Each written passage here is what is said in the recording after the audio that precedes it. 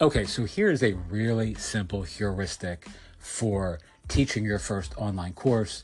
And again, this is agnostic with respect to what platform you use, whether it's Pathright like we use, whether it's Gumroad, Podia, WooCommerce, Lemon Squeezy, Teachable, Circle, it really matters not. So we're just going to cover this very, very quickly. And then at the end of this, I'm going to give you some specific examples from our own mindfulness courses that you can copy as well, if you like. All right, so some other ideas here at the very beginning of the course that are outside of the heuristic but work.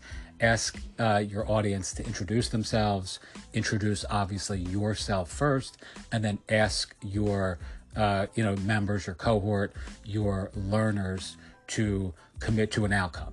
All right, so essentially you want to get very, very clear with respect to what folks are going to learn. In this course, you're going to learn 3 ways to add embedded content to your blog. You're going to know how to embed curated content, audio content, and video content, right? So that's an example. The learner action here, what they should anticipate is they're going to know how to add embedded content, right? The situation, which is the when-where heuristic or equation, is to their blog. That's ostensibly what they're signing up to learn. And then the measurement piece is essentially how they'll know it's working. Your video or audio plays on your blog. Others can see it, enjoy it, like it, and share it. I'd even argue that the like it and share it piece is over and above the commitment you're making, the micro commitment that you're making when you lay out the course thesis or the course objective, right? Your video plays on your blog, or your audio or your curated content appears on your blog, and others can consume it, is actually sufficient in, if you're really creating these very tiny, tight courses that offer a very measurable outcome.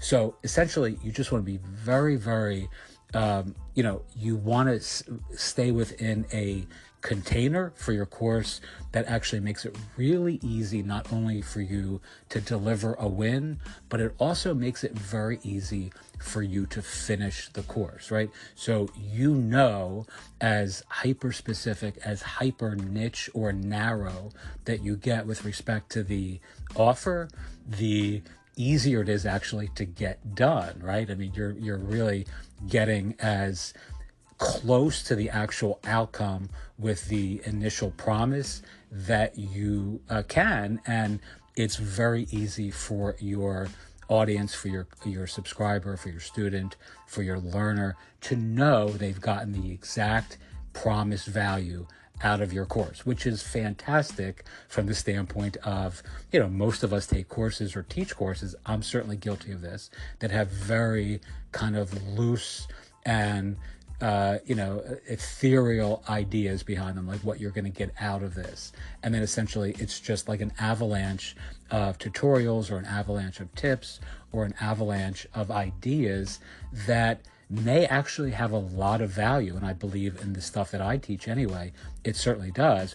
But sometimes I can get outside of the scope of what I'm trying to actually teach. And then you start kind of going into these various other tangents and various other ditches, which, aren't necessarily what was part and parcel of the original promise.